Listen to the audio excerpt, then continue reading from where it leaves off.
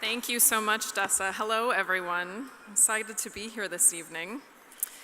So there are years that ask questions and years that answer. This is one of my favorite quotes from the brilliant Zora Neale Hurston. And I find myself smack in the middle of the question years. I have so many, and there is so much uncertainty in our world right now.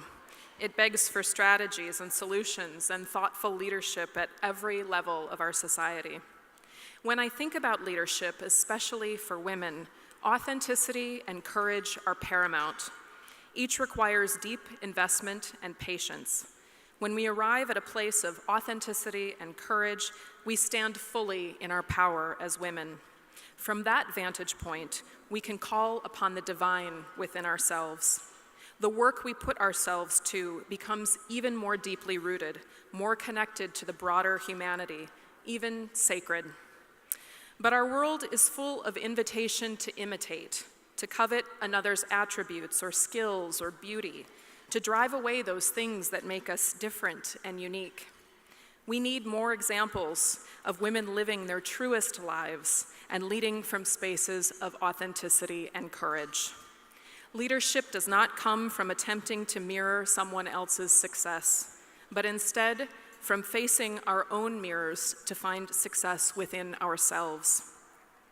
Our society is often seduced by the idea of the self-made man, but we as women, and for those of us as people of color, we know better. We have always relied upon one another. We call upon one another when our first blood comes and we are afraid or excited or perplexed. We solicit advice about how to advocate for ourselves in our places of work or in our romantic relationships. We find nourishment in our mutual education and spiritual sustenance in sharing our journeys towards selfhood. We raise children together, whether born from or brought to us. We comfort one another after neglect, abuse, rape, disenfranchisement. We love one another, heal one another, and celebrate the discovery of our pleasure. We learn from one another when our racial or our gender or class or religious identities spread great chasms between us, leaving us feeling betrayed, bereft, without the full rank of our power in the world. We mourn with one another at the death of a dream, the surrender of our power, the death of a loved one. We hold each other up, and sometimes we also hold one another down. We are a force. Every summer, we work with girls and young women at Penumbra Theater. We center a group of girls who are the most vulnerable, the girls that are often considered last, the Black, the brown, the immigrant, the gay, the trans, the gender nonconforming, the poor, those with emotional or physical disabilities. These girls, when given resources and training and a stage, they absolutely radiate leadership for audiences, for their peers, and for their parents. In speaking authentically and powerfully about who they are, they make room for who they will become in the world, and they make this place better for all of us. Penumbra Theater is my family's legacy. It was founded by my father, and today I'm leading the organization with a woman at my side, my thought partner and managing director, Amy Thomas, who is right over there. So give a wave, Amy, so everybody can see you.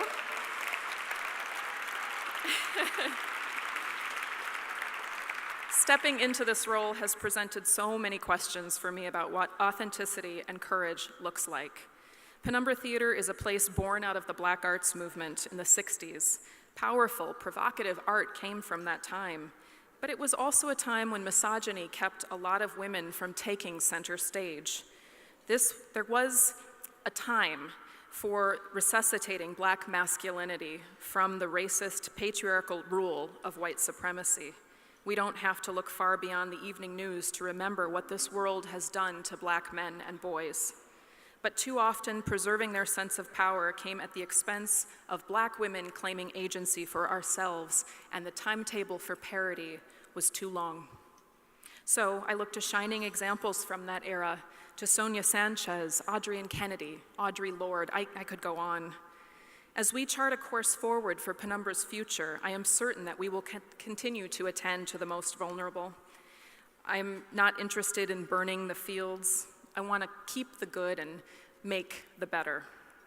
A lot of people believe that evolution is progress, and ideally it is, but I find it more informative to think that evolution is kind of the adaptability that's necessary not just to survive, but thrive.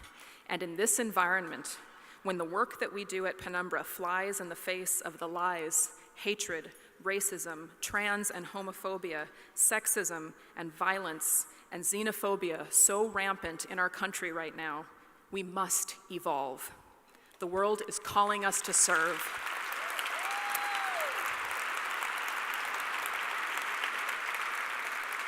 My own leadership journey feels like something very much in progress, but I've found guidance in the questions, even joy in these asking years. Unburdening myself from having all of the right answers and instead finding confidence in my ability to ask keen questions has been truly liberating. It invites participation, collaboration, and that invites the power for change.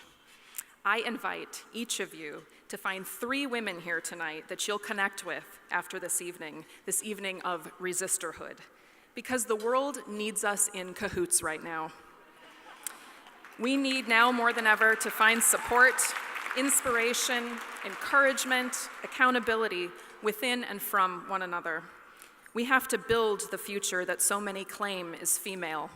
We can't just speak it into being. It needs our hands, it needs our hearts, it needs our work. Let's work together. Let's make the world we want. Just look around. We have absolutely everything that we need. Thank you.